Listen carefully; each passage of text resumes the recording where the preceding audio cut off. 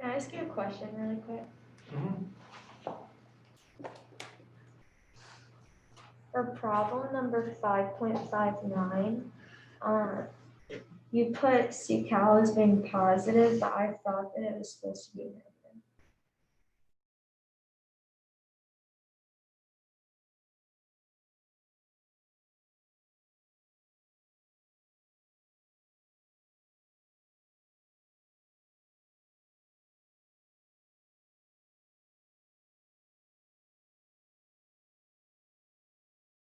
So it's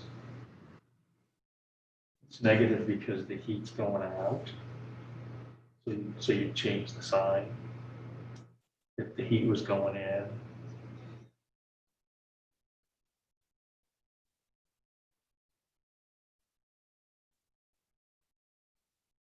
oh, you're talking about on part A? Yeah. So we solved for that. Okay. And so did you use that formula to solve for it?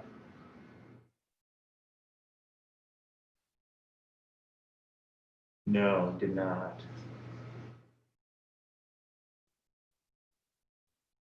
Because you had, well, you didn't exactly use it because you had this number here and that.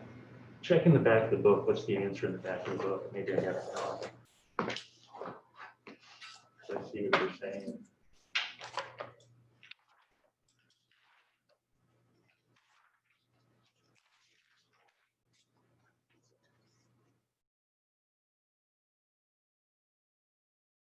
14.4 kilojoules per degree Celsius. You got that? Yeah, I got it. I think it's always a positive number. You have that negative in front of it, but I think the actual value for it is always positive. Okay.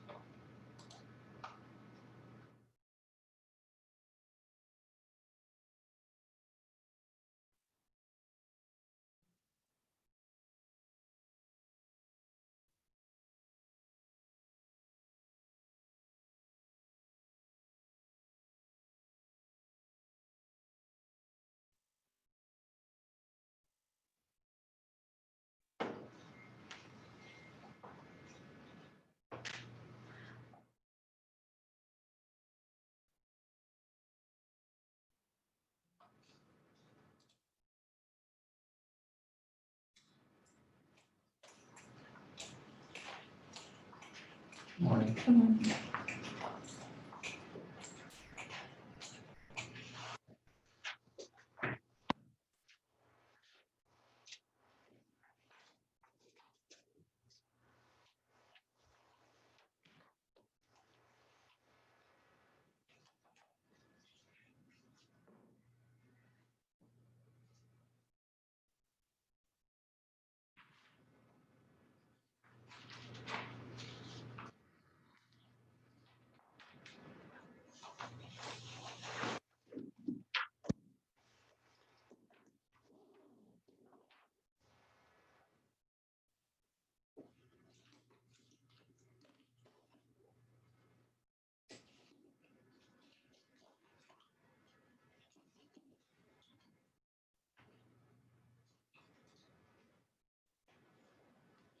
I'll have to think about that some more, but I do think the calorimeter's constant is always positive because it's endothermic energy going into the system. So that's not part of the reaction, so to speak. So the exotherm would come from like reacting chemicals. Okay. And the calorimeter constant is just how much heat it sucks up when you do the reaction. You got to correct for that. So will that ever be negative? No, I don't think so. And I think that's why they have that negative in front of there. Because when you actually do something, then they have to account for that. Oh, But I think the actual values, I'll have to check that, but I think I don't recall ever seeing a negative one. I'm thinking, and I think that's why. Because you're not actually doing anything, yeah. it's just those calorimeters absorb a certain amount of heat. And that's just the correction for it. So you,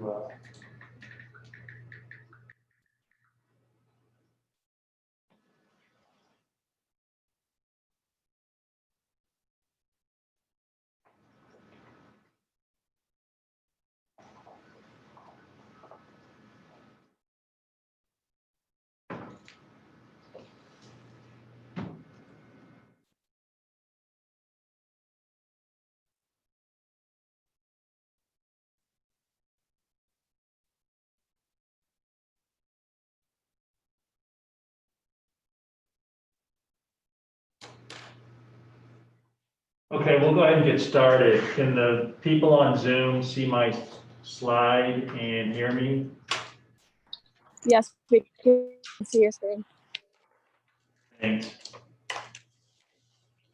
Okay, so what we're going to do today is we're going to continue on with chapter 6, and then at about 9:05, in about a half hour, we'll stop, and then I'll give you time to do the quiz. And the quiz is on chapter 5. Okay, so we left off on Monday, starting to talk about the Bohr model, and we said there that he used the hydrogen atom and came up with this theory that energy has discrete packets or photons. And so we're going to just kind of continue on with that way of thinking.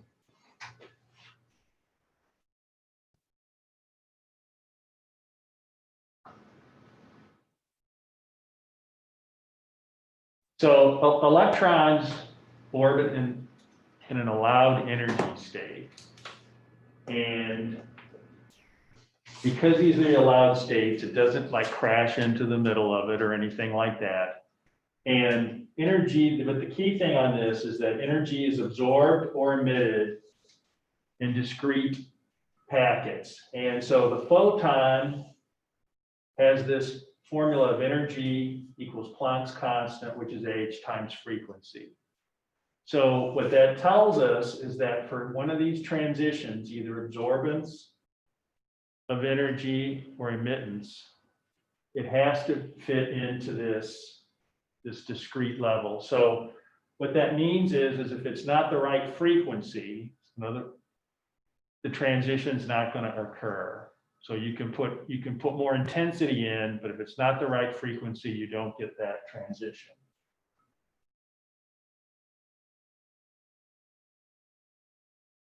When we talk about the electrons, we say that the lowest energy state is the ground state, and we call that n equals 1. Any energy state that's higher, that's allowed, is called an excited state. And that can be n equals 2, n equals 3 on down the line. But there's specific energy differences that it has to be in order to go to those excited states.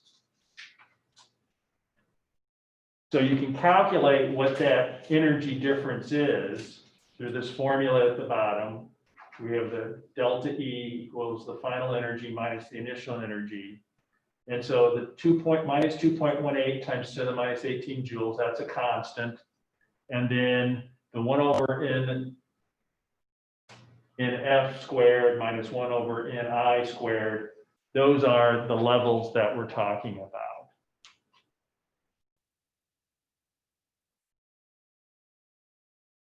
So if we have a positive energy, positive delta E means energy is absorbed. So it means energy went into it. If a photon is absorbed, this happens if the final is greater than the initial. A negative delta E means energy is released. So in that case, the energy would be, the final would be less than the initial.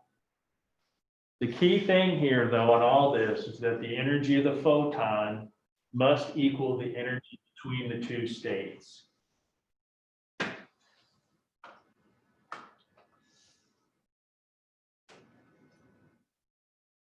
If the energy doesn't match, in this case, we see this transition from n equals 1, the ground state, to n equals 2. And you can kind of estimate what the energy value is for that transition based on the energy numbers on the y-axis. So that's probably, 100 something joules. If it doesn't match that exact energy difference, then that transition doesn't occur.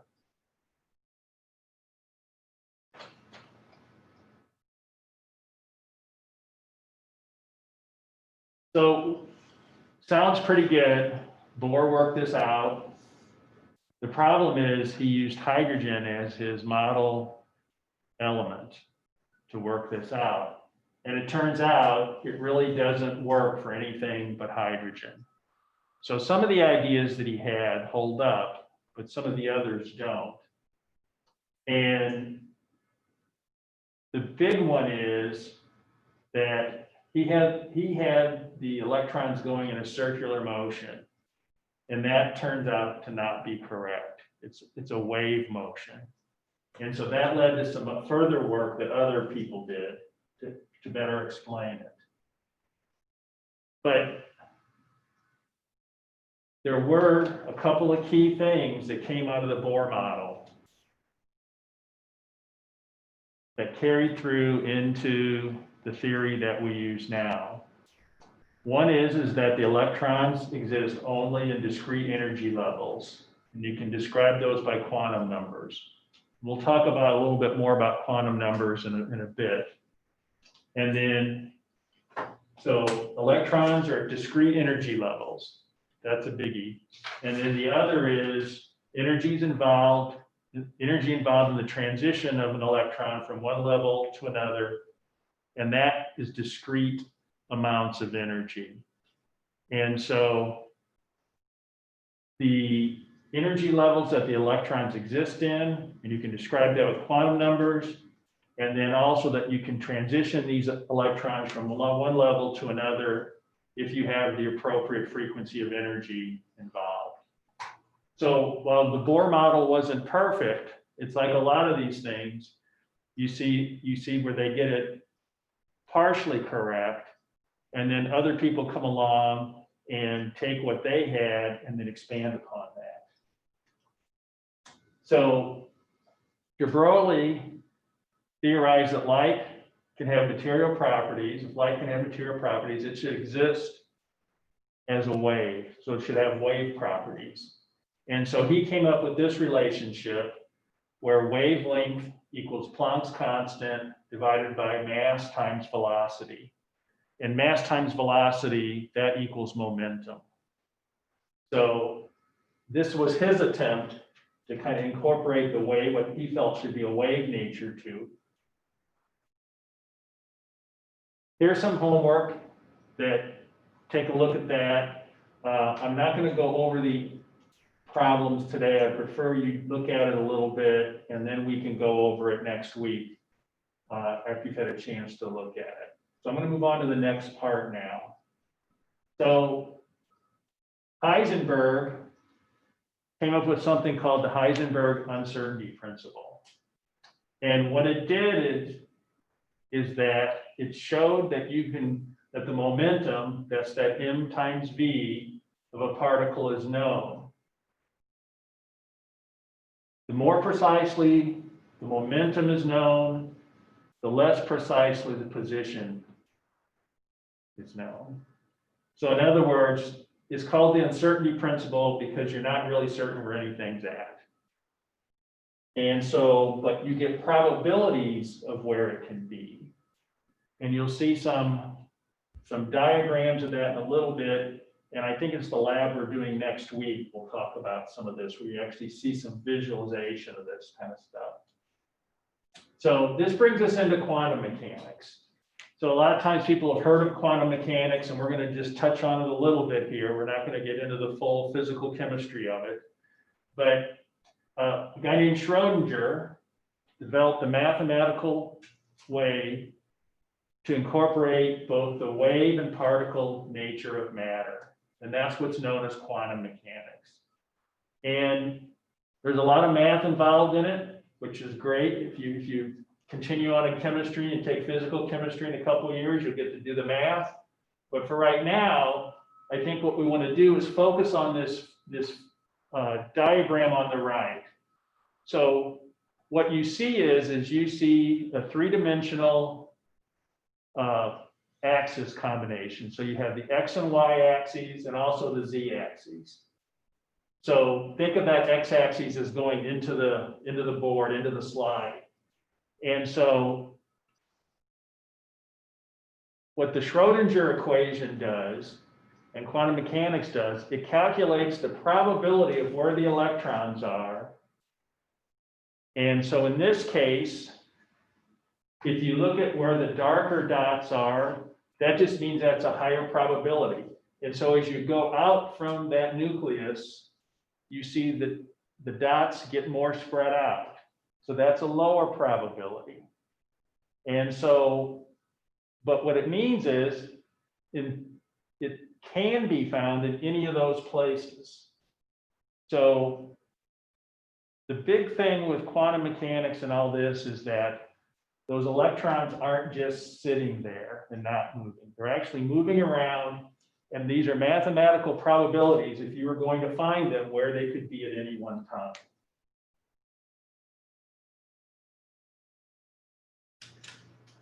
So they talk about wave functions, but the key thing is the square of the wave function, and that kind of pitchfork looking thing is called psi, is the electron density, which is psi squared. So in other words, as I was saying, that's the probability of where the electron can be at any given time. And so it's kind of neat when you think about it. You look at that dot density plot there. So each of those are little dots where through the math, it says, okay, where exactly is that electron at any given time? And it shows you that it can be in a lot of places, but the more dark you see on the plot, that just means there's a greater possibility of that. So right in the middle is the greatest possibility, but it can be on the outskirts as well.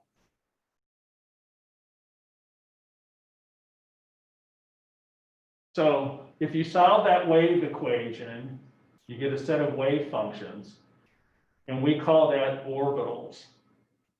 And you would also get their energy with that as well.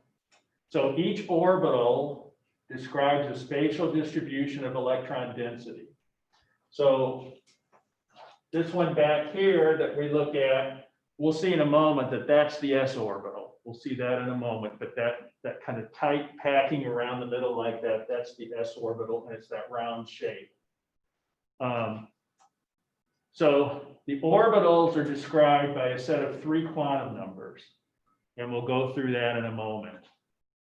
But what this all really is telling us is the key thing is that second bullet point, is that these orbitals describe that spatial distribution of electron density. So when we go and start talking about the names of these different orbitals and the quantum numbers associated with them, what that does is it tells us really where the height electron density is. And that also, further down the line, gives us some insight on how chemical reactions work. So the first quantum number we're going to talk about is N, and that's called the principal quantum number. And that principal quantum number N describes the energy level at which the orbital resides. So these values of N are always integers, and they're always greater than or equal to 1. As N increases, the orbital becomes larger, and the electron spends more time farther from the nucleus. The electron has higher energy and is less tightly bound to the nucleus. So N of 1, things tend to be pretty tightly packed in. You get to N of 2, it gets a little bigger, N3, and on down the line. This principal quantum number is kind of similar to some of the stuff that Bohr did. And what this means will look a little bit clearer once we get through the other two types of quantum numbers and we start looking at some of the diagrams. So the next one is L, and that's the angular momentum quantum number. And so this is the quantum number that defines the shape of the orbital. So the allowed numbers for L are integers once again, and it can be 0 and up through n-1. So in other words, if our principal quantum number is 2, then for L we could have 0 and 1. If it was 1, then we would just have 0. Now, the funny thing about this is for the principal quantum number, we use numbers 1, 2, 3, on down the line. For the angular momentum quantum number, if we look at this table here, we see that we don't say the numbers, we say letters. So you'll say 1s or 2p or things like that. And so if the angular momentum quantum number is 0, then we use the letter S. If it's 1, we use P. If it's 2, we use D. And 3, we use F. SPD are the most common ones. You do use F sometimes, but SPD are the predominant ones that we'll talk about. Okay, then the third is the magnetic quantum number, M sub L. So the magnetic quantum number describes the three-dimensional orientation of the orbital. And the values that we can have are integers, once again, ranging from -L to L, including 0. So remember, we said L is n-1, n being that principal quantum number. And then now, the magnetic quantum number, M sub L, is -L, including 0 to +L. Okay, so what that means is for any given energy level up to 1s3, you get 1s orbital, 3p orbitals, 5d orbitals, 7f orbitals on down the line. So let's look at some examples here. Okay, but before we get that, let's just talk about a couple things. So the shell with the principal quantum number N consists of exactly N subshells. Each subshell consists of a specific number of orbitals, and then the total number of orbitals in a shell is N squared, where N is the principal quantum number of the shell. So if you're not confused by now, that's great. But I think this table will help clear up some of the confusion. So orbitals with the same value of N form an electron shell. Different orbitals within a shell are subshells. So let's look at this table and kind of see what we're talking about. So we see that if our principal quantum number is 1, that's the N column, then possible values of L are just 0, because remember it's n minus 1. So then that subshell designation is 1s. Possible values of ML, 0. So we have number of orbitals in subshell is 1, and total number of orbitals in the shell is 1 as well. If n is 2, then we see, remember, it's n minus 1. So then we can have 0 or 1. So then we can have a 2s or a 2p subshell. And then in that p subshell, we have 1, 0, and minus 1. So that means we have 3 orbitals in the subshell for the p. And so the total is 4, because we'd have the 1 from the 2s and then the 3 from the 2p. So this goes back to what we were saying here at the bottom. 1s orbital, 3p orbitals, 5d orbitals, 7f orbitals. So this is how we get to that. Let's go down to the third, n equals 3, the third one. So we have 0, 1, so that's the s and the p. Then we have 2, that's the d subshell. So d, we have 5 possible mLs. So 2 minus 2, 1, 0, minus 1, minus 2. So we have 5 orbitals in that subshell. So total, we have 9. Once again, we have 1 from the S, 3 from the P, and 5 from the D. What these subshells are, like the 1s, 2s, 2p on down the line, that's where we're going to be putting the electrons. That's a way of kind of bookkeeping where the electrons are. And so you'll see that there's a way to do the electron configurations that we'll get to in a little bit later. But before we do that, let's take a look at what this means in more of a visual perspective. So s orbitals. On the left is an electron density model, and that's what we were looking at before. And that's what I was saying. S orbitals tend to be just designated as little balls. And so you can see 1s is smaller than 2s, which is smaller than 3s. So as you get to the bigger n numbers, it gets bigger, but it still keeps that same shape.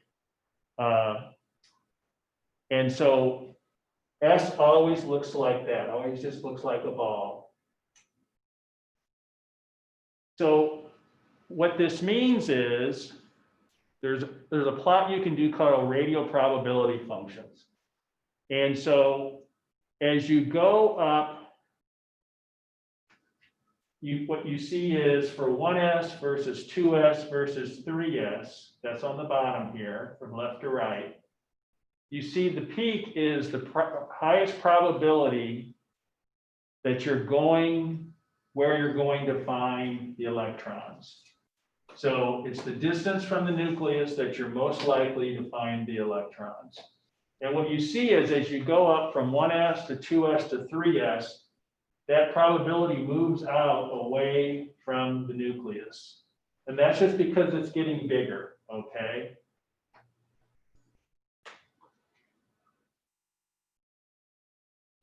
Because as it gets bigger and it spreads out, that probability just changes a little bit and kind of moves out. So let's look at the p orbitals. So for p orbitals, you have the 2 lobes. And so as you can see, the lobes can be along the z-axis. They can be along the x-axis, they can be along the y-axis. That's the 3 p orbitals. Remember we said S, there's 1, P 3, D 5, on down the line. So this is where the 3 come from. It's that 3-dimensional spacing that we talk about. So you have the z-axis, the 2 orbitals. the two lobes rather for the orbital, y-axis and x-axis. The other thing you notice on this, they're away from the center, okay? It's kind of like two lobe type thing. Whereas we go back to the s orbitals, and that's all right around the center. Let's look at D.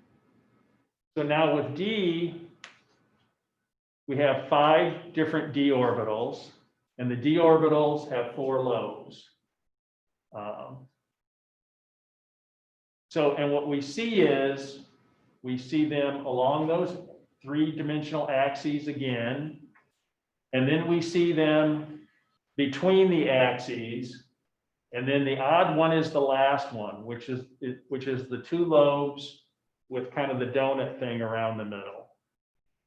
So these are the 5 p orbitals. And as I said, 4 of them have the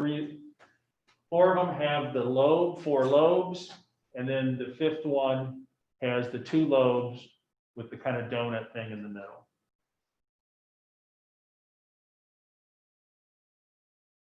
F orbitals are even more complicated. We're not going to worry about those for now.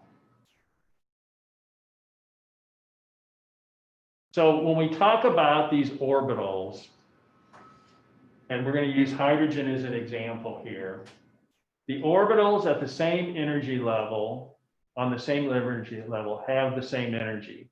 What that means is the 1s is the same, the 2s are the same, the 3s are the same. So that's that principal quantum number. We're saying that all of them are at the same energy level. Now you'll see in a moment that's not exactly true for everything, but for right now, we're going to say that. And so if we look at this, each of those boxes on the right-hand side there that are written next to the 1s or the 2s or the 2p, 3p on down the line, each of those boxes will hold 2 electrons, or in theory can hold 2 electrons. And so that's how we will represent, the electron filling of those. Okay, so as I said, this all being at the same energy level, where all the 2s are at the same, all the 3s are the same. Yeah, that's okay for this, but we're going to see literally on the next slide that that's not really the way it works. And so this is really, as you get more electrons, and this is one of the problems with these guys looking at hydrogen all the time, is it's pretty simple. But then when you get to more complex things, what you see is that those energy levels aren't really the same. There's slight differences. So this is a more accurate representation of what you see. So we see the 1s being the lowest energy level, 2s, then 2p, 3s, 3p, 4s, 3d, 4p. So you start seeing some of these subshells mixing in with the different quantum numbers. So in this case, we can see that 3d, that subshell is right, in terms of energy levels, is right between the 4s and the 4p. So the reason for this, as you get more electrons, you get more repulsion. And so in atoms with more than one electron, they're not all going to be the same. And orbitals, all the 2 orbitals, all the 3 orbitals, they're not going to be on the same level of energy. And so you start to get this overlap.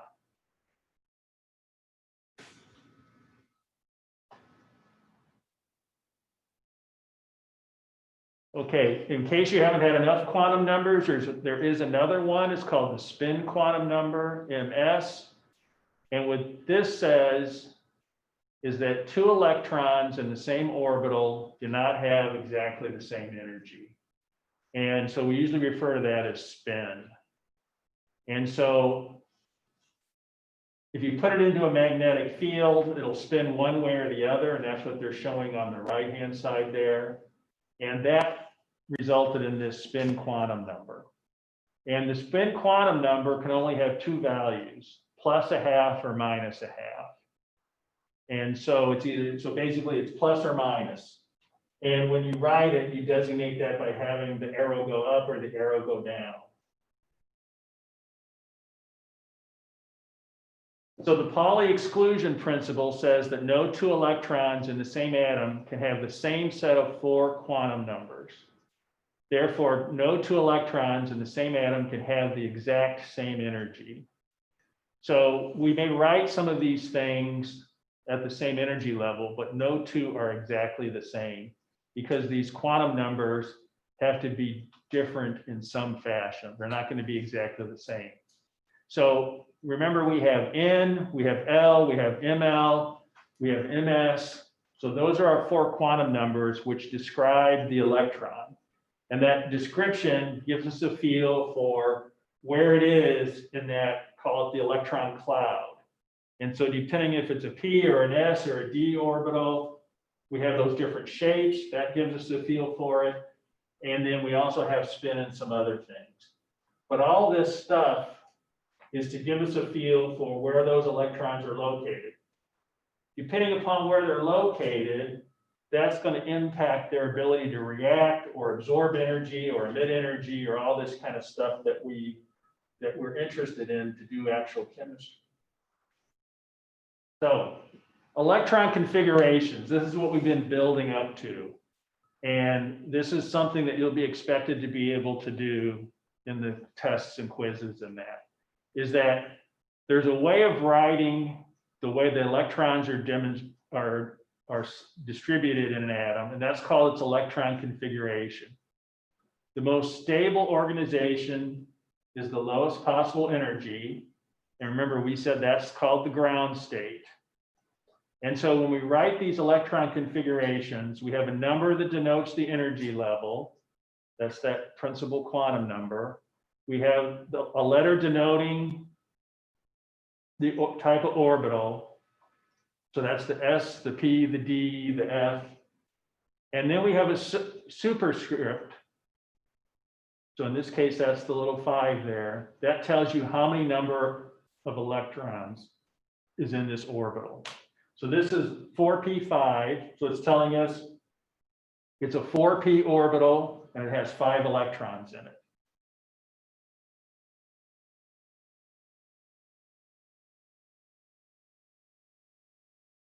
When we do the orbital diagrams, each box in the diagram represents one orbital. The half arrows represent the electrons. And the direction of the arrow tells us the spin. Remember, the spin can either be +0.5 or -0.5. So in this case, we know lithium has 3 electrons. So we say it fills that 1s shell first. So we have 2 electrons there. Then once it fills that, it goes to 2s shell. And so there's 1 electron left. So 1 electron is in the 2s. Typically, when you only have 1 electron in one of the boxes, you draw it pointing up.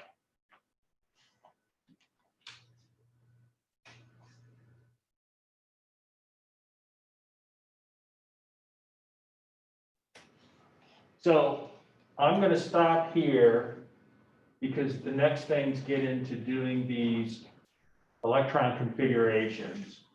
And so this table 6.3, that's the kind of stuff we're going to be doing, where you see the electron configuration to the far right. You see the orbital diagram here. You have the element, you have the total electrons. We'll talk about that on Monday, and you'll get a chance to see what that's about. But we're going to stop here unless anyone has any questions, and I'll let you take the quiz for chapter 5. I was just wondering where we could find the recorded lectures. So the recorded lectures are on the YouTube channel. I think it's called Professor Gavlik's Gen Chem lectures. Okay, thank you. I have a question from chapter 5 on one of Oh, the questions. Okay. On 5.55, how did you get 6.50 grams?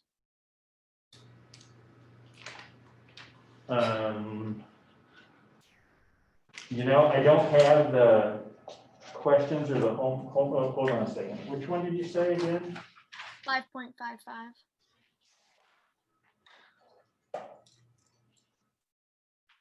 Yeah, I'm sorry, I don't have it with me. Do you wanna use my book? What Do is you wanna that? use my book to Yeah, learn let the me see what problem? that is.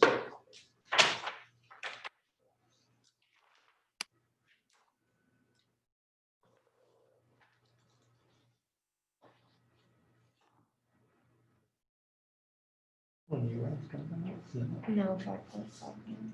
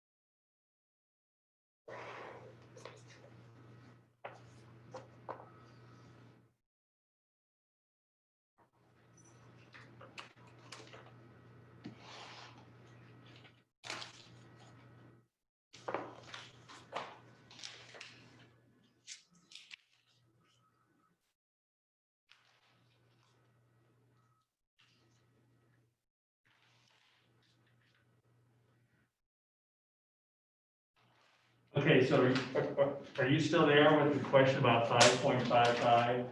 Yes. And what was your question again? How did you get the 6.50 grams?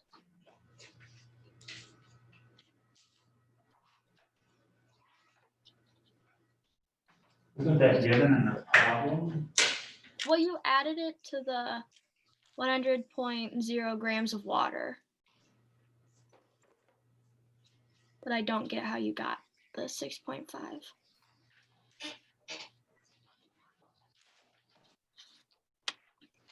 Because it's something, it was on like your homework, on your work. Yeah, the 6.5 grams is how much was dissolved. So that was given in the problem. When a 6.50 gram sample of solid sodium hydroxide dissolves in 100 grams of water. Oh, okay. So the 6.5 is just what was given in the problem. Okay. Okay? Thank you. All right.